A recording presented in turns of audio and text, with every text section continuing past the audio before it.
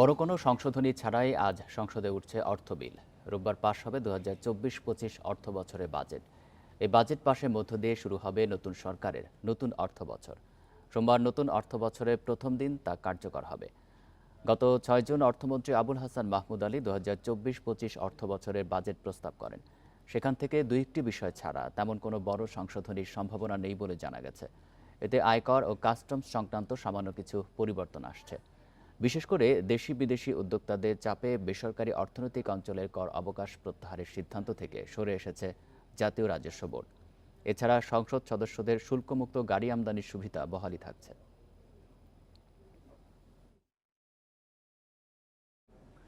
সংকটে বাংলাদেশের আকাশপথের কার্গো বাজার। বিদেশে পণ্য পাঠাতে ঢাকার বিমানবন্দর ব্যবহার না করে ভারতের বিমানবন্দর ব্যবহার বাড়ছে। অর্থশাস্ত্রয় সহ বিভিন্ন কারণে বাংলাদেশি পণ্য ভারত দিয়ে রপ্তানি হচ্ছে। শুধু গত মার্চ পর্যন্ত বাংলাদেশের ৮,০০০ টন পণ্য ভারতের বিমানবন্দর হয়ে তৃতীয় কোনো দেশে পাঠানো হয়েছে। বিশেষজ্ঞরা বলছেন, এভাবে চললে কার্গো বাজার দিল্লির হাতে চলে যেতে পারে।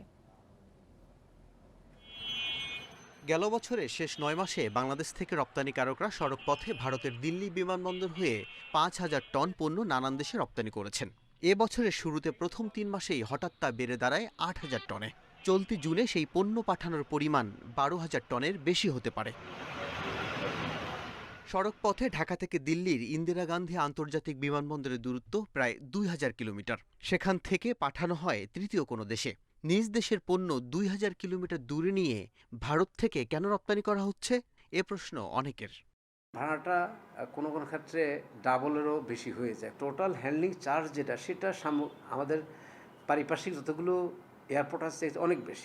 অভিযোগ আছে শাহজালাল বিমানবন্দরে পণ্য চুরি, অযত্নে ফেলে রাখা হয় আমদানি রপ্তানির পণ্য। এ অবস্থায় কার্গোর ব্যবসায় কিছুটা হুমকিতে পড়েছে বাংলাদেশ। আমাদের দেশ থেকে কার্গো না পাঠিয়ে কার্গোগুলো পার্শ্ববর্তী দেশগুলো থেকে যাচ্ছে। হ্যাঁ, ঢাকা থেকে এটা দিল্লি বা বম্বে যাচ্ছে, সেখান থেকে আবার ট্রান্সশিপ্ট হয়ে এই কার্গোগুলো পৃথিবীর অন্য দেশে যাচ্ছে। তো এই কার্গোগুলো আমাদের দেশ থেকে যে অন্য দেশে যাচ্ছে, এটা আমি মনে করি একটা উদ্বিগ্ন হওয়ার মতো ব্যাপার। বেসামরিক বিমান চলাচল কর্তৃপক্ষ বলছে, সমাধান করা হয়েছে কার্গো খাতের অনেক সমস্যার, আর সব ধরনের ফি আন্তর্জাতিক নিয়মের বাইরে নয় বলে দাবি বেবিচকের। আমার তো ফ্যাসিলিটিস আছে, আমি রেডি। আমি শুধু ঢাকায় না, আমরা কিন্তু ওই কোভিডের ইয়েতে লেসন পেয়ে আমরা কিন্তু সিলেটও রেডি করেছি, যাতে দরকার হলে ন্যাশনাল রিকোয়ারমেন্ট ওখান থেকে পাঠাবো। তাই যদি হয়, তারপরেও শাহজালাল বিমানবন্দর বিমুখ কেন রপ্তানিকারকরা? কিছু একটা মেকানিজম করা উচিত যার ভেতরে তারা এই কার্গোটা বাংলাদেশ থেকে নিতে বাধ্য হয়।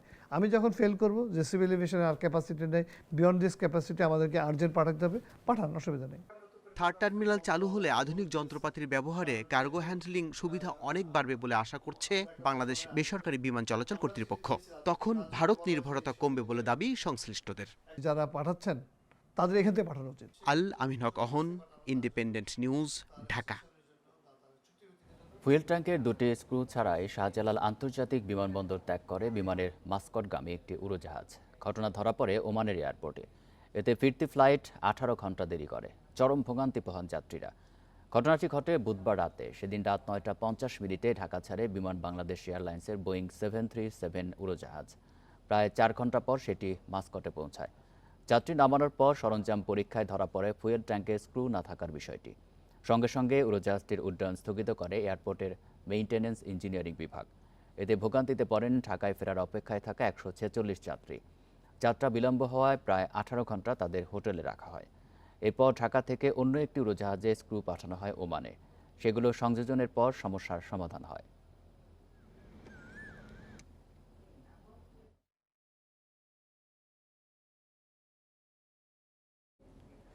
দুর্নীতির অভিযোগ ওঠায় দেশ ত্যাগ করতে পারেন এনবিআর সচিব কাজী আবু মাহমুদ ফয়সাল, এমন শঙ্কা দুদকের।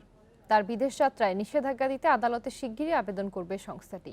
জাতীয় রাজস্ব বোর্ডের সচিবের বিরুদ্ধে প্রায় ১,০০০ কোটি টাকার অবৈধ সম্পদ অর্জনের অভিযোগ খতিয়ে দেখছে দুদক। বদলি বাণিজ্য, করদাতাদের ভয়ভীতি দেখিয়ে অর্থ আত্মসাৎসহ নানা ক্ষেত্রে ক্ষমতার অপব্যবহারের অভিযোগ কাজী মাহমুদ ফয়সালের বিরুদ্ধে। দীর্ঘদিন ধরে তার বিরুদ্ধে অবৈধ সম্পদ অর্জনের অভিযোগ অনুসন্ধান করছে দুদক। সম্প্রতি এনবিআরের সাবেক কর্মকর্তা মতিউর রহমানের ঘটনার পর আবু মাহমুদ ফয়সালের বিষয়টি আবারও গুরুত্ব পায়। বৃহস্পতিবার দুদকের আবেদনে ফয়সালের স্থাবর ও অস্থাবর সম্পদ জব্দের আদেশ দেয় আদালত। একটা বিশাল একটা শক্তি বা ক্ষমতার অধিকারী তারা ছিলেন, সেই কারণে এবং সেটা মাধ্যমে যেটা করেছেন এই ক্ষমতা ব্যবহার নিজে অবৈধ প্রক্রিয়ার মাধ্যমে অর্থ সম্পদের মালিক হয়েছেন। এই প্রক্রিয়াতে তিনি এককভাবে একটি ঘটনা কিন্তু করেননি। অন্য দুর্নীতিবাজদের মতো ফয়সালের পালিয়ে যাওয়া ঠেকাতে তার বিদেশ যাত্রায় নিষেধাজ্ঞা দেওয়ার কথা চিন্তা করছে দুদক। অনুসন্ধানের আগেই যদি সাসপেক্টেড হয়, রিজনেবল হয়, তাকে গ্রেফতারের জন্য বিধি বা আইন সংশোধন করতে হবে। কারণ অনুসন্ধানের আগে কাউকে গ্রেফতার করার অভিযোগ আপনার গ্রেফতার করার আইন নাই। দুর্নীতির টাকা গোপন করতে নামে বেনামে খোলা ফয়সালের ৭০০ ব্যাংক অ্যাকাউন্ট বন্ধ করা হয়েছে। স্থাবর সম্পদ জব্দ করার প্রক্রিয়া চালাচ্ছে দুদক। রিশাদ হুদা, ইন্ডিপেন্ডেন্ট নিউজ, ঢাকা। জয়পুরহাটে জনপ্রিয় হয়ে উঠেছে গ্রাম আদালতের বিচার কাজ। মামলার বাদী, বিবাদী ও সাক্ষী একই এলাকার বাসিন্দা হয় দ্রুত নিষ্পত্তি ঘটে অনেক জটিল মামলার। এসব ক্ষেত্রে প্রায় শান্তিপূর্ণ সমাধান হয়ে সামাজিক সম্পর্কও হচ্ছে মজবুত। জয়পুরহাট জেলার ইউনিয়ন ও পৌরসভা মিলে ৩৭টি গ্রাম আদালত জমি জমা সংক্রান্ত বিরোধ, পারিবারিক কলহ, ঋণ দেনা সহ নানা অভিযোগ নিয়ে বিচার পরিচালিত হয় গ্রাম আদালতে। মামলার বাদী, বিবাদী, সাক্ষী ছাড়াও জনপ্রতিনিধিরা প্রায় বিনা খরচে বিচার করে থাকেন বলে নিষ্পত্তি হয় কম সময়ের মধ্যে। এতে ন্যায় পেয়ে সন্তুষ্ট বিচার প্রার্থীরা। ২ মাসের ভিতর আমার বিচারটা সুষ্ঠু আদালতে এখানে করে দিল। আদালতে গেলে হয়তো আরও একটু বেশি সময় লাগতো। জমি জমা সংক্রান্ত বিষয়ে অনেক দিন ধরে দুজনের মধ্যে অনেক কেওয়াস চলতেছিল, বছরের বছর ধরে। কিন্তু আজকে আমরা গ্রাম্য আদালতে এসে একটা সুন্দর সুষ্ঠু বিচার পেলাম। প্রতি মাসে ৫০ থেকে ৭৫% মামলা নিষ্পত্তি হয়। বাকি মামলাগুলো জটিল হওয়ায় উভয় পক্ষকে উচ্চ আদালতে যাওয়ার পরামর্শ দেন চেয়ারম্যানরা। গ্রাম আদালতের যারা বিচারক তারা আসলে কখনোই কোনো প্রশিক্ষণ পায় না। আমাদের এই টেবিলে বসে যতটুকু গ্রাম আদালত যে আইন আছে, এই আইনটি আসলে পড়ার মাধ্যমে আমাদের শুধু সেই বিচার কার্যগুলো পরিচালনা করতে হয়। গ্রাম আদালতকে আরও শক্তিশালী ও কার্যকর করতে সরকারি পদক্ষেপের কথা জানালেন এই কর্মকর্তা। চেয়ারম্যান বা যারা সদস্য রয়েছেন সম্মানিত, তারা যে এভাবে করেন সেটা আসলে বাস্তবায়ন করার জন্য কিছু প্রশাসনিক ট্রেনিং দরকার হয়। ট্রেনিং গুলো এখনো সম্পূর্ণ হয়নি আমাদের জয়পুরহাটে। ট্রেনিং গুলো যদি সঠিকভাবে আরো হয় তাহলে মনে হয় এটা আরো কার্যকরী হয় বলে আমি মনে করি। প্রতি মাসে ৭ থেকে ৮টি মামলা করা হয়। মামলার প্রায় সবগুলো শান্তিপূর্ণভাবে নিষ্পত্তি করে গ্রাম আদালত। Independent news. এ নিয়ে আরো জানাতে শেরপুর ও নোয়াখালী থেকে যুক্ত হচ্ছেন সহকর্মীরা। শুরুতে শেরপুরের সহকর্মী মিরাজ উদ্দিনের কাছে যাচ্ছি। মিরাজ, জয়পুরহাটে তো গ্রাম আদালত বেশ জনপ্রিয় হয়েছে, তো শেরপুরে কি অবস্থা দেখছেন? কতটা শক্তিশালী এর কার্যক্রম? হ্যাঁ, আমি এই মুহূর্তে দাঁড়িয়ে আছি শেরপুর সদর উপজেলার সবচেয়ে বড় একটি ইউনিয়ন, পাকুড়িয়া ইউনিয়ন। এবং এই ইউনিয়ন পরিষদটা আমি আপনাকে আগে জানিয়ে রাখি যে এই ইউনিয়নে একসময় দেখা যেত যে অপরাধের সংখ্যাটা অনেকটা বেশি ছিল। কিন্তু এই গ্রাম আদালত চালুর পর থেকে প্রতি সপ্তাহে একদিন করে গ্রাম আদালত চালু করা হয় এবং গ্রাম আদালত সম্পন্ন করা হয়। এবং আমরা এই ইউনিয়নের চেয়ারম্যান জনাব আলহাজ হায়দার আলী সাহেবের সাথে কথা বলেছি। তিনি যেটা জানিয়েছেন যে প্রতি সপ্তাহে অন্তত পক্ষে তিনি ৪ থেকে ৫টি ঘটনা তিনি মীমাংসা করেন এবং এতে করে মানুষের দেখো প্রতি মাসে অন্তত পক্ষে ১০ থেকে ১৫টি গ্রাম আদালতের মাধ্যমে বা বিভিন্ন ঘটনা তিনি মীমাংসা করেন। এভাবে জেলার ৫২টি ইউনিয়নে প্রায় প্রত্যেকটা ইউনিয়নের চেয়ারম্যান সাহেবরা এবং গ্রাম আদালতের মাধ্যমে এই যে ঘটনাগুলি এগুলো তারা মীমাংসা করে থাকেন। এতে করে শেরপুর জেলায় কিন্তু মামলা মোকদ্দমার সংখ্যা আগের চেয়ে অনেকটাই কমে এসেছে। এবং আমরা এই যে প্রত্যেকটা ইউনিয়নের বিভিন্ন ইউনিয়নের চেয়ারম্যান সাহেব এবং আমরা সংশ্লিষ্ট কর্মকর্তাদের সাথে কথা বলেছি, তারা যেটা জানিয়েছেন যে আগে গ্রামাঞ্চলে যে ছোট ছোট ঘটনাগুলি ঘটতো এবং এই ঘটনাগুলি থেকে কিন্তু আসলে বড় ঘটনা রূপ নিত। কিন্তু বর্তমানে গ্রাম আদালত চালুর পর থেকে কিন্তু শেরপুর জেলায় এই ঘটনাগুলি অনেক হ্রাস পেয়েছে এবং এতে সাধারণ মানুষের মধ্যে এই বিষয়টার জনপ্রিয়তা দিন দিন বৃদ্ধি পাচ্ছে। আমরা আরেকটি বিষয় আপনাদেরকে জানিয়ে রাখতে চাই যে অনেক মানুষ, অসহায় মানুষ আছে যারা আদালতের দ্বারে ঘুরতে ঘুরতে তারা কিন্তু অনেক সময় টাকা পয়সা খরচ করতে করতে তাদের সবকিছু নিঃস্ব হয়ে যেত। কিন্তু বর্তমানে এই গ্রাম আদালত চালুর পর থেকে কিন্তু আসলে এই যে এই শেরপুর জেলায় সাধারণ মানুষ কিন্তু আপনার এই বিষয়টা কিন্তু আসলে তারা ব্যাপকভাবে সহযোগিতা পাচ্ছে এবং এই থেকে উত্তীর্ণ হতে পেরেছে। আমরা এখানকার জনপ্রতিনিধিদের সাথে কথা বলেছি, তারা যেটা জানিয়েছেন গ্রাম আদালতের যে আগের চেয়ে যে ৭৫,০০০ টাকা ছিল তাদের জরিমানা করার ক্ষমতা, এবং এখন থেকে ৩ লক্ষ টাকা করার পর থেকে কিন্তু তাদের এই ক্ষমতা বৃদ্ধি পাওয়ার পর থেকে তারা কিন্তু আসলে এই বিষয়গুলিকে মীমাংসা করার অনেকটা সহজ সুযোগ পেয়েছেন, এবং এতে জনগণ কিন্তু উপকৃত হচ্ছেন।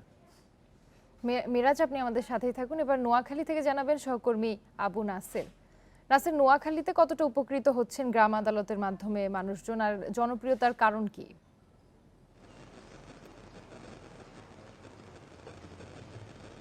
বরাবরের মতো নোয়াখালীতেও গ্রাম আদালত বেশ জনপ্রিয় হয়ে উঠেছে। এর একটি মাত্র কারণ, সাধারণ মানুষের সাথে কথা বলে এবং এখানকার সংশ্লিষ্ট যারা রয়েছেন তাদের সাথে কথা বলে জানতে পেরেছি। যেমনটি আমি যদি একটু দেখাই, এখন এখানে গ্রাম আদালত নোয়াখালী ৬ নং নোয়াখালী ইউনিয়নের গ্রাম আদালত, এবং এই আদালতের পরিবেশটা যদি একটুখানি দেখানো যায় তাহলেই আঁচ করা যাবে যে আসলে কেন মানুষ এখানে আসে। একটু পরিপাটি একেবারে বসেন এবং এখানে যেন তারা সুন্দরভাবে বসতে পারে, পরিপাটি ফ্যানের ব্যবস্থা রয়েছে, এবং সব মিলিয়ে এই আদালতে মানুষ আসার অন্যতম কারণ হচ্ছে শহরে যেতে মানুষকে টাকা পয়সা খরচ করতে হয়, কিন্তু গ্রামে অপেক্ষাকৃত নিজের বাড়ির পাশে আদালতটি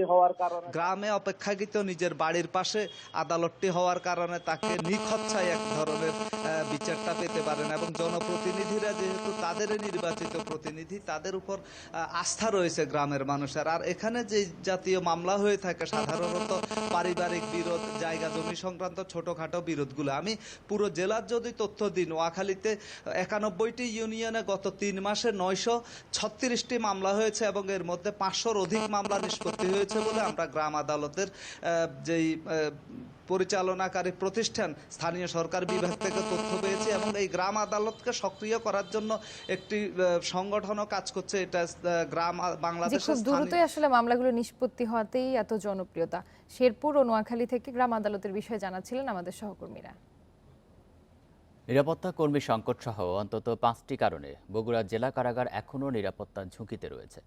গত বুধবার রাতে কারাগার থেকে মৃত্যুদণ্ডপ্রাপ্ত 4 কয়েদি পালিয়ে যাওয়ার পর গঠিত তদন্ত কমিটির একটি সূত্র এই তথ্য দিয়ে জানিয়েছে 1883 সালে নির্মিত এই কারাগারে ধারণ ক্ষমতার অতিরিক্ত বন্দীও ঝুঁকির আরেকটি কারণ।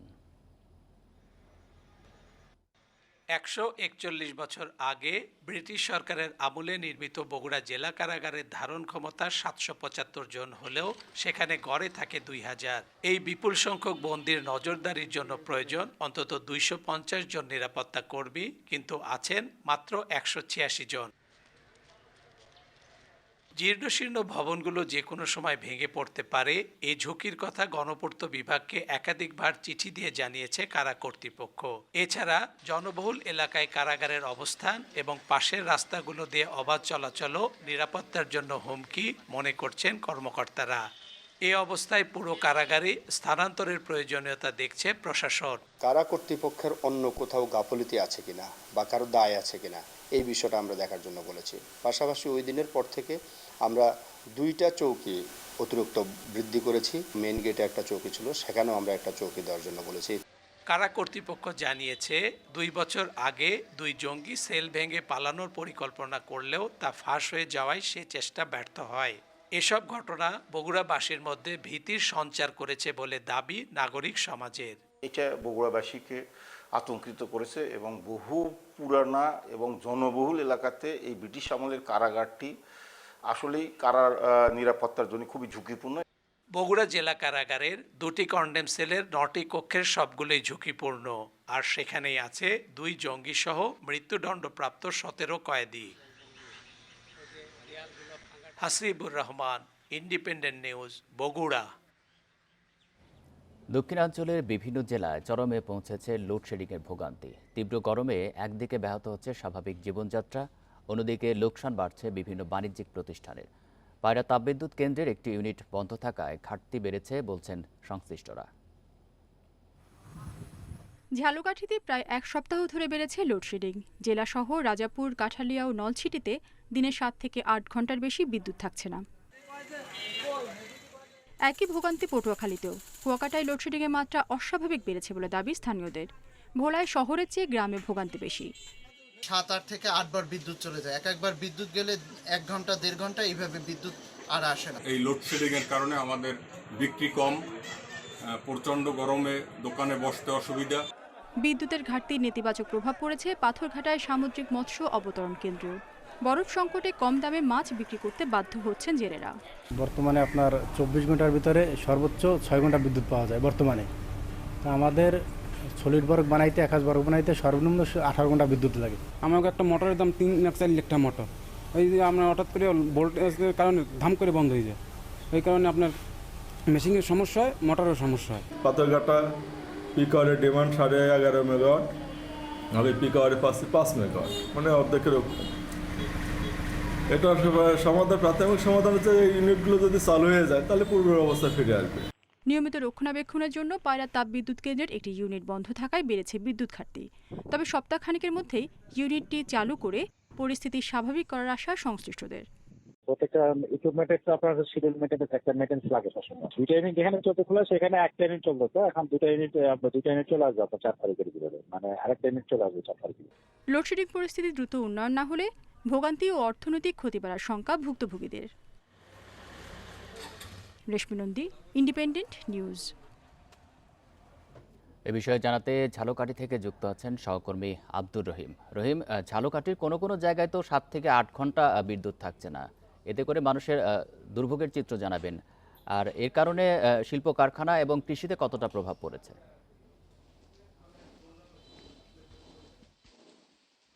যে দেখুন, গত চলতি মাসের 22 তারিখ থেকেই কিন্তু লোডশেডিং শুরু হয়। 24 তারিখ থেকে মানে ভয়াবহ আকার ধারণ করে। বর্তমানে কিন্তু 1 ঘন্টা পরে 1 ঘন্টা লোডশেডিং দেওয়া হয়, অথবা কোনো সময় আপনার 3 ঘন্টা পরে 1 ঘন্টা বিদ্যুৎ পাচ্ছে মানুষ। তাতে সব মিলিয়ে দেখা যায় যে শহর অঞ্চলে বিদ্যুৎ পাচ্ছে 6 থেকে 8 ঘন্টা, এবং গ্রাম অঞ্চলে এর চিত্র কিন্তু আরও ভয়াবহ। অর্থাৎ এই যে বিদ্যুৎ সরবরাহ বিঘ্নিত হওয়ার কারণে শিল্প কারখানা এবং বিদ্যুৎ নির্ভর যে সকল ব্যবসায়ী রয়েছে তারা যেরকম ক্ষতিগ্রস্ত হচ্ছে, এবং রাত্রবেলা বিদ্যুতের বিভ্রান্তির কারণে মানুষ আসলে যথাযথভাবে ঘুমাতে পারছে না। এই প্রচণ্ড গরম, ভাবসা গরম এবং বিদ্যুতের এই লোডশেডিংয়ের কারণে মানুষ কিন্তু ঘুমাতে পারছে না, এবং তাদের কর্ম ঘন্টা অর্থাৎ কর্মক্ষমতাও কিন্তু হ্রাস পেয়েছে। আমরা বিভিন্ন গ্রাহকদের সাথে কথা বলেছি, আমরা বিদ্যুৎ বিভাগের সাথে কথা বলেছি। গ্রাহকরা যেটা জানিয়েছে যে গত 1 সপ্তাহ ধরে সর্বোচ্চ 6 থেকে 8 ঘন্টা বিদ্যুৎ পাচ্ছে, তাও লো ভোল্টেজ, অথবা কিছুক্ষণ পর বিদ্যুৎ আসলে আসা যাওয়া করে। এই যে বিদ্যুৎ আসা যাওয়ার ফলে বৈদ্যুতিক যে সকল যন্ত্রপাতি রয়েছে সেগুলো ক্ষতিগ্রস্ত হচ্ছে, এবং সাধারণ মানুষ কিন্তু আসলে যারা বিদ্যুৎ নির্ভর, অর্থাৎ যারা বিদ্যুৎ ব্যবহার করে উৎপাদনমুখী সেই সকল ব্যবসায়ী, শিল্প কারখানা, সেগুলো কিন্তু আসলে ব্যাহত হচ্ছে তাদের জীবন মান এবং উৎপাদন।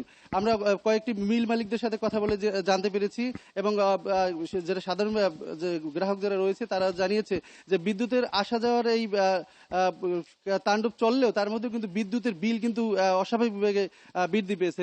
অনেকের ডবলও বিদ্যুৎ বিল আসছে, এরকম জানতে পেরেছি। আর বিদ্যুৎ বিভাগের পক্ষ থেকে যেটা জানানো হচ্ছে যে ভান্ডারিয়া উপকেন্দ্রে একটি ট্রান্সমিটার বিকল্প হওয়ার কারণে বিদ্যুতে সমস্যা হয়েছে, এবং অতি দ্রুতই এর সমস্যার সমাধান হবে। এই ছিল আসলে এখানকার পরিস্থিতি। ঝালকাঠি থেকে জানাচ্ছেন সহকর্মী আব্দুর রহিম। বন্যপ্রাণী সংরক্ষণ আইন অনুযায়ী সাপ ধরা ও হত্যা করা দণ্ডনীয় অপরাধ, অথচ চন্দ্রপুরা বা রাসেলস ভাইপার আতঙ্কে সারা দেশে নির্বিচারে মারা হচ্ছে সাধারণ সাপ। গুজব সৃষ্টি করে একটি চক্র সাপ পাচারে সক্রিয় হয়ে উঠেছে। সামাজিক যোগাযোগ মাধ্যম ব্যবহার করে আক্রান্ত এলাকা থেকে সাপ উদ্ধার করছে তারা। এতে চিকিৎসা বিজ্ঞান ও কৃষিতে বড় ক্ষতি হতে পারে বলে শঙ্কা গবেষকদের। চন্দ্রবোরা বা রাসেলস ভাইপার এখন সবচেয়ে আলোচিত নাম। কিছুদিন ধরে দেশের বিভিন্ন স্থানে এ সাপ সাধারণ মানুষকে কামড় দিচ্ছে বলে প্রচার চালানো হয়। তবে এই সাপে দংশনের ঘটনা খুবই কম। আতঙ্ক থেকেই সব ধরনের সাপ হত্যা শুরু হয়েছে। এ প্রবণতায় মারা যাচ্ছে নির্বিষ সাপও। এই বৈচিত্র্য যদি হারিয়ে যায় তাহলে আমরা তো আমাদের ভবিষ্যতে যদি অ্যান্টিব্যাকটেরিয়াল যে কিছু পেপটাইড সাপের বিষ থেকে হচ্ছে, অ্যান্টি ক্যান্সারের জন্য ড্রাগ সাপের বিষ থেকে তৈরি হচ্ছে, তাহলে এই সম্পদই যদি আমাদের হারিয়ে যায় তাহলে তো ভবিষ্যতে আমরা আমাদের ট্রিটমেন্টের জন্য লিড কম্পাউন্ড তৈরির মূল সূত্রটাই হারিয়ে ফেলবো। সাপ আতঙ্কের সময়টাকে কাজে লাগিয়ে সামাজিক যোগাযোগ মাধ্যমে ঘোষণা দিয়ে সাপ সংগ্রহে নেমেছে বেশ কিছু চক্র, অথচ সাপ ধরায় এদের নেই কোনো অনুমোদন। বন বিভাগ বলছে কোথাও আক্রান্তের ঘটনা ঘটলে বন বিভাগের হটলাইনে তথ্য দিতে। অনেক সময় অজগরের বাচ্চা অথবা আরও একটা বোয়া সাপ আছে, স্যান্ড বোয়া বলে, এই সাপের বাচ্চা মেরে ফেলে। কোবরার স্পেসিস রাসেল ভাইপারকে খায়, ক্রেইটও রাসেল ভাইপারকে খায়। তা আমরা যদি ক্রেইট এবং কোবরা মেরে ফেলি তাহলে রাসেল ভাইপার তো আরেকটু বাড়ার সুযোগ পাবে। সাপকুল যদি হারিয়ে যায় বাংলাদেশ থেকে, বাংলাদেশের পরিবেশের বড় রকমের বিপর্যয় দেখা দেবে। বাংলাদেশের ইঁদুরের সংখ্যা অনেক বেড়ে যাবে। বাংলাদেশের কৃষকরা প্রচুর আগের তুলনায় অনেক গুণ বেশি ফসল হারাবে এবং পোকামাকড়ের সংখ্যা অনেক বেশি বেড়ে যাবে। বন বিভাগ বলছে সাপ আতঙ্কের সুযোগে একটি চক্র সাপ পাচারেও নেমেছে। তারা এই সুযোগে এই ধরনের বন্যপ্রাণী ধরে নিয়ে তাদের স্বার্থ হাসিল করার জন্য কিন্তু এগিয়ে যাবে। কাজে এটি অত্যন্ত ভয়ঙ্কর। এই জন্য আমাদেরকে আইনের প্রতি শ্রদ্ধাশীল হতে হবে। 2012 সালে বন্যপ্রাণী সংরক্ষণ আইনে সাপ ধরা, আবাস নষ্ট ও হত্যা করলে 1 বছর জেল ও 50,000 টাকা জরিমানার বিধান রয়েছে। Shahriar Anirban, independent news, Dhaka. ফেনীতে সাপের কামড়ে মৃত্যু হয়েছে কৃষক মোহাম্মদ ইসমাইলের। তাকে সোনাগাজী স্বাস্থ্য কমপ্লেক্সে নেওয়া হলেও কোনো অ্যান্টিভেনম না দেওয়ার অভিযোগ উঠেছে। বিস্তারিত জানবো সহকর্মী সমীর উদ্দিনের কাছে। সমীর, যে সাপের কাটার কারণে কৃষকের মৃত্যু হয়েছে সেটি কি রাসেলস ভাইপার কিনা, এ বিষয়ে কিছু জানা গেছে কিনা? অ্যান্টিভেনম কেন দেওয়া হয়নি? গত রাত 10টার দিকে যখন ইসমাইল কারামাতিয়া বাজার থেকে তার বাড়িতে যাচ্ছিল, রাস্তার পথের মধ্যে তাকে সাপের কামড় দিয়েছে। রাতের অন্ধকারে আসলে সেটি বোঝা যায়নি, সেও বুঝতে পারেনি তাকে কি সাপে কাটিয়েছে। তবে তাৎক্ষণিকভাবে গ্রামের ওঝা অথবা বিভিন্ন মানুষের মাধ্যমে সে জারপোর করিয়েছে। যখন তার অবস্থার উন্নতি হচ্ছে না তখন তাকে সোনাগাজী হাসপাতালে নেওয়া হয়েছে। সেখানে যাওয়ার পর ডাক্তার তাকে পরীক্ষা নিরীক্ষা করে দেখে যে তার অবস্থা খুবই সংকটাপন্ন। তাৎক্ষণিকভাবে তাকে ফেনী জেনারেল হাসপাতালে পাঠানো হয়েছে। সেখানে যাওয়ার পথে মধ্যে সে কিন্তু নিহত হয়।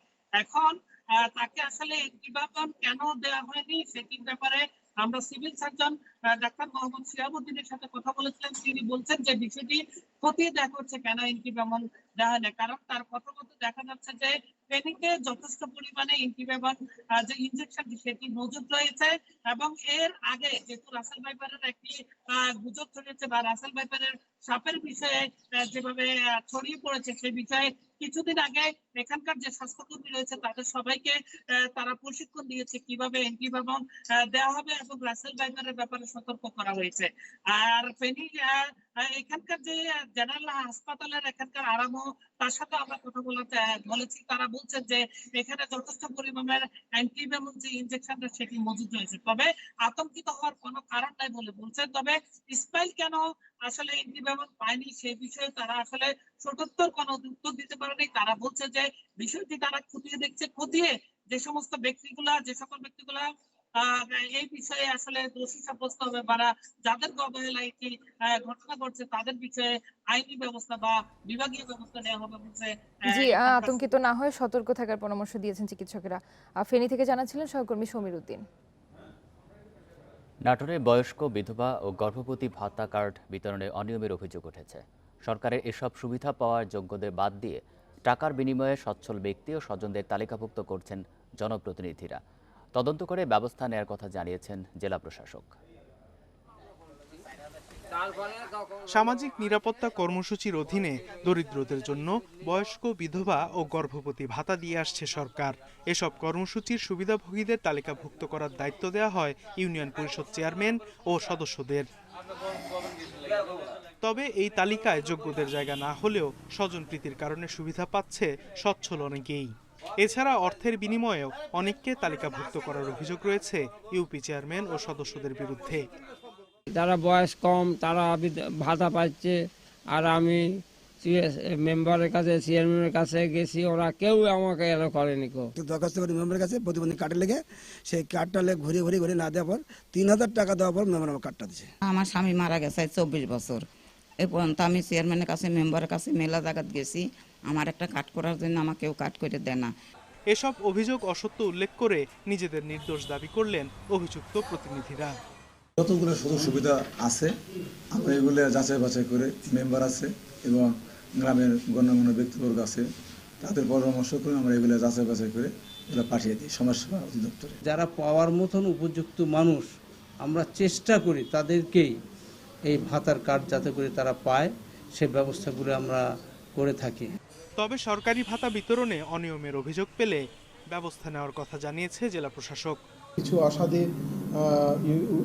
ইউনিয়ন পরিষদ সদস্যদের মাধ্যমে সিলেকশন যে প্রসেসটা এটি ভুল সিলেক্টেড হয়ে যায়, এটি আমাদের নজরে আসলেই আমরা তাৎক্ষণিক ব্যবস্থা গ্রহণ করি। বয়স্ক, প্রতিবন্ধী ও হতদরিদ্রদের সঠিক তালিকা করে সরকারি এসব উদ্যোগ বাস্তবায়নের দাবি ভুক্তভোগীদের। Independent news. মৌসুমের আগেই চট্টগ্রামে চোখ রাঙাতে শুরু করেছে ডেঙ্গু। এখন পর্যন্ত চট্টগ্রামে মারা গেছে ৩ ডেঙ্গু রোগী। চিকিৎসকেরা বলছে নগরী ছাড়াও আশঙ্কাজনকভাবে উপজেলাগুলোতেও বাড়ছে ডেঙ্গুর প্রকোপ। মশা নিধনে নিয়োজিত সংস্থাগুলো এখনও কুম্ভকর্ণের ঘুমে আচ্ছন্ন বলে মন্তব্য নাগরিক সমাজের। স্বাস্থ্য বিভাগের তথ্য মতে চলতি বছর চট্টগ্রামে এখনো পর্যন্ত ডেঙ্গু আক্রান্ত হয়েছে ১৮৭ জন, মারা গেছেন ৩ জন। এই হিসেব শুধুমাত্র যারা বিভিন্ন হাসপাতালে চিকিৎসা নিচ্ছেন তাদের। ঘরে কিংবা ব্যক্তিগত চিকিৎসকের পরামর্শ নেওয়া রোগীর হিসেব নেই কারো কাছে। চলতি বছর আক্রান্ত রোগীদের প্রায় অর্ধেকই শহরের বাইরের, যা আলাদা করে দুশ্চিন্তা বাড়াচ্ছে চিকিৎসকদের। একটা সময় ছিল ডেঙ্গি ছিল শুধু শহরের মানুষের রোগ। এই শহরের মানুষ আমরা পেতাম যে শহরের বিভিন্ন জায়গা থেকে রোগী আসছে। ইন্টারেস্টিং হচ্ছে এইবার যে রোগীগুলি পাচ্ছে এর একটা বড় অংশ আসছে কিন্তু মফস্বল শহর থেকে।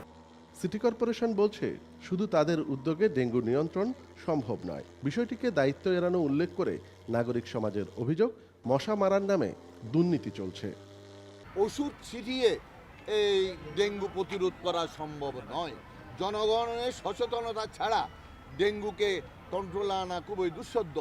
আমরা লিফলেটিং করছি, মাইকিং করছি, শুধু কিছু ফগার মেশিন দিয়ে ফাঁকা বুলি আওয়াজ করানো ছাড়া ওরা কোনো ওষুধে ব্যবহার করে না। এবং এমন ওষুধ ব্যবহার করেছে শুনেছি যে মশা যে ওষুধ খেয়ে আরও সেই হৃষ্টপুষ্ট হয়, আরও স্বাস্থ্যবান হয়। গত বছর চট্টগ্রামে মোট ডেঙ্গু আক্রান্ত হয়েছিল 14,087 জন, মারা গিয়েছিল রেকর্ড 107 জন। অনুপম শীল, ইন্ডিপেন্ডেন্ট নিউজ, চট্টগ্রাম। বঙ্গোপসাগরে লঘুচাপের সৃষ্টি হয়েছে। এর প্রভাবে আজও ঢাকায় মাঝারি বৃষ্টি হতে পারে। ভারী বৃষ্টি হতে পারে রোববার থেকে। এতে চট্টগ্রাম অঞ্চলে রয়েছে পাহাড় ধসের শঙ্কা। আবার অবনতি হতে পারে সিলেটের বন্যা পরিস্থিতির। ৮ জুন থেকে সিলেটে শুরু হয় ভারী বৃষ্টি। 25 জুন পর্যন্ত গড় হিসেবে 682 মিলিমিটার বৃষ্টি হওয়ার কথা থাকলেও হয়েছে প্রায় 3 গুণ বেশি, 1999 মিলিমিটার। এবার ময়মনসিংহ, ঢাকা, সিলেট, বরিশাল ও চট্টগ্রাম অঞ্চলে ভারী থেকে অতি ভারী বৃষ্টির পূর্বাভাস দিচ্ছে আবহাওয়া অধিদপ্তর। মৌসুমি বায়ু সক্রিয় হওয়ার কারণে এমন বৃষ্টি হতে পারে। শনিবার পর্যন্ত ঢাকায় হালকা থেকে মাঝারি বৃষ্টি হলেও রোববার থেকে হতে পারে ভারী বৃষ্টি। ঝিরিঝিরি বৃষ্টি হচ্ছে, থেমে থেমে বৃষ্টি হচ্ছে, মাঝে মধ্যে একটু দমকা বাতাসও হয়েছে। এখন যে কন্ডিশন তাও হালকা থেকে মাঝারি ধরনের বৃষ্টি হতে পারে। ভারী বৃষ্টিপাতের সম্ভাবনা তৈরি হয়েছে এবং আমরা মনে করি যে 30 তারিখের পর থেকে 2 থেকে 3 দিন ঢাকায় ব্যাপক বৃষ্টিপাতের সম্ভাবনা রয়েছে। চট্টগ্রাম বিভাগে ভারী বৃষ্টিপাত শুরু হতে পারে শনিবার থেকেই। এর ফলে পাহাড় ধসের আশঙ্কার কথা জানাচ্ছে আবহাওয়া অধিদপ্তর। এই ভারী বৃষ্টিপাত, অতি বৃষ্টিপাত হবে কয়েকদিন ধরে। এই বৃষ্টিপাতের ফলে চট্টগ্রাম, খাগড়াছড়ি, রাঙামাটি, বান্দরবান, কক্সবাজার এইসব এলাকার পাহাড়ি এলাকায় ভূমিধসেরও সম্ভাবনা রয়েছে। আজকে থেকে বৃষ্টিপাতের তীব্রতা আস্তে আস্তে করে বৃদ্ধি পাবে। ভারী বৃষ্টির কারণে সিলেটের বন্যা পরিস্থিতির অবনতি হতে পারে বলে আশঙ্কা করছে আবহাওয়া অধিদপ্তর। বন ইবনে কামাল, ইন্ডিপেন্ডেন্ট নিউজ, ঢাকা। দর্শক, আমরা আগেই যেমনটি জানিয়েছি যে চট্টগ্রামে মৌসুমের আগেই ডেঙ্গুর প্রকোপ দেখা দিয়েছে। ডেঙ্গু পরিস্থিতি নিয়ে আলোচনাতে যোগ দিচ্ছেন সহকর্মী অনুপম শীল। অনুপম, আবহাওয়া অফিস তো বৃষ্টি বাড়ার আভাস দিচ্ছে। চট্টগ্রামে এরই মধ্যে ডেঙ্গুর প্রকোপ বাড়ছে। হাসপাতালের প্রস্তুতি কেমন দেখছেন? সিটি কর্পোরেশন কি করছে?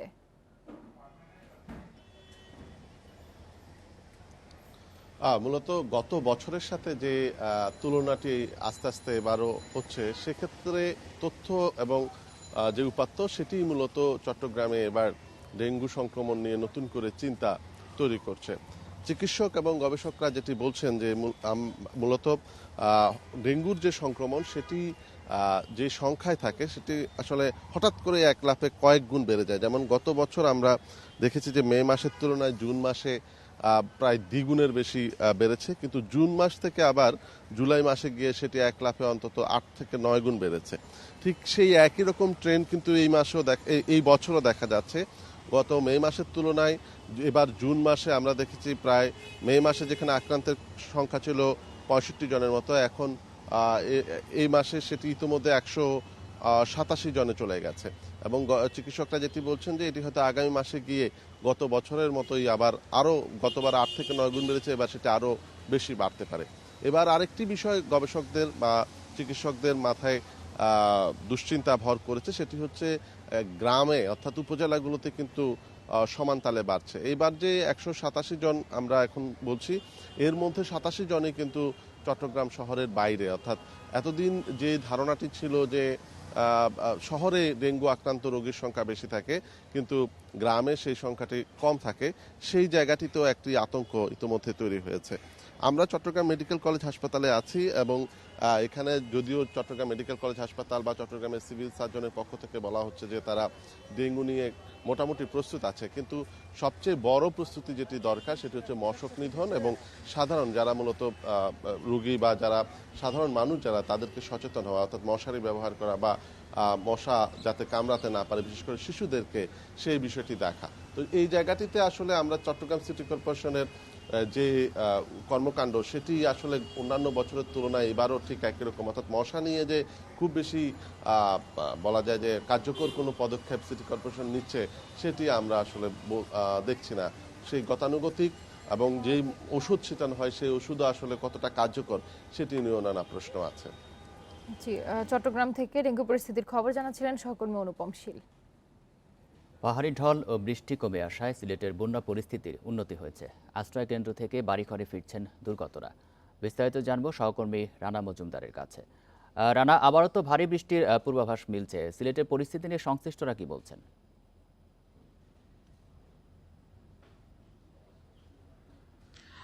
দেখুন, গতকালকে থেকেই মূলত ভারী বৃষ্টির একটি পূর্বাভাস ছিল সিলেটে, এবং গতকালকে থেকেই আমরা দেখেছি কিন্তু সিলেটে হালকা থেকে মাঝারি বৃষ্টিপাত হয়েছে, এবং আজকে সকালবেলাও কিন্তু আসলে সিলেটে গুড়ি গুড়ি বৃষ্টিপাত হয়েছে। এবং আমরা এই মুহূর্তে রয়েছি সিলেটের গোয়াইনঘাট উপজেলার শালুটিকর যে জায়গাটি রয়েছে সেখানে, এবং এটি আসলে একটি বন্যা আক্রান্ত একটি এলাকা, এবং এই এলাকার বেশ কয়েক হাজার মানুষ কিন্তু কিছুদিন আগেও পানিবন্দী ছিলেন। তবে উপজেলা প্রশাসন এবং জেলা প্রশাসনের কাছ থেকে আমরা যে তথ্যটি পেয়েছি, বর্তমানে কিন্তু এই উপজেলা থেকে একেবারেই পানি নেমে গিয়েছে বলে তারা আমাদেরকে জানিয়েছেন। তবে পানি নামার পরেও আসলে জনসাধারণের যে দুর্ভোগ সেটি কিন্তু একেবারেই কমেনি। আমরা এখানে এসে দেখতে পেরেছি যে শালুটিকর থেকে যে অন্যান্য যে গ্রামগুলো রয়েছে, বিশেষ করে নোয়াগাঁও কিংবা অন্যান্য যে গ্রামগুলো রয়েছে, সেই গ্রামগুলোর সাথে সিলেটের যে যোগাযোগ ব্যবস্থা, সেই যোগাযোগ ব্যবস্থার প্রধানতম সড়ক হচ্ছে আমরা বর্তমানে যেখানে দাঁড়িয়েছি সেই সড়কটি। একটু যদি আপনাকে সেই সড়কের অবস্থাটি দেখাই তাহলে দেখতে পারবেন যে কতটা বেহাল দশা হয়েছে এই সড়কের। এবং যারা এখানকার স্থানীয় যারা রয়েছেন তারা বলছেন যে মূলত বন্যার পানি এবং পাহাড়ি ঢলের কারণে কিন্তু সড়কের এই বেহাল দশা হয়েছে, এবং তারা বলছেন যে এক্ষেত্রে তাদের যে যোগাযোগ ব্যবস্থা সেটি কিন্তু একেবারেই অনুপযোগী হয়ে পড়েছে। পাশাপাশি তারা জানাচ্ছেন যে তারা কিন্তু বাজার করতে যাওয়া কিংবা প্রয়োজনীয় জিনিসপত্র কিন্তু কিনে আনার যে কার্যক্রম, কিংবা সিলেট শহরে চিকিৎসার জন্য যাওয়া, এই ধরনের যাবতীয় যোগাযোগ কার্যক্রম কিন্তু তারা ব্যাহত হচ্ছে, তারা এটি কিন্তু বলছেন। পাশাপাশি তারা এই দাবিটুকু জানিয়েছেন যে যেন দ্রুত এই সড়কটি আসলে সংস্কার করা হয় যাতে করে তাদের যাতায়াত ব্যবস্থা আবার স্বাভাবিক হয়। তো সিলেটের বন্যা পরিস্থিতি নিয়ে এই ছিল আমার কাছে সবশেষ। সিলেট থেকে জানাচ্ছিলেন রানা মজুমদার।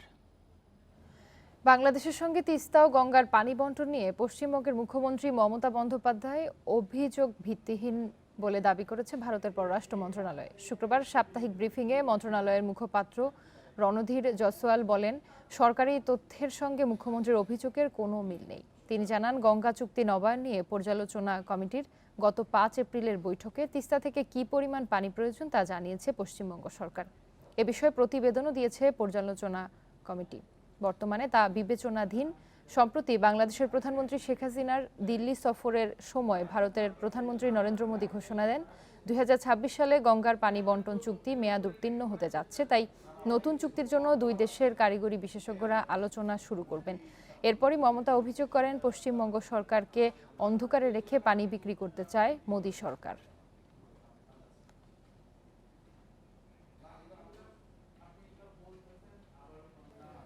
এই ছিল এখনকার সংবাদে। ইন্ডিপেন্ডেন্ট টেলিভিশনের সব খবরের আরো বিস্তারিত জানতে চোখ রাখুন ফেসবুক, এক্স এবং ইউটিউবে। ধন্যবাদ সবাইকে।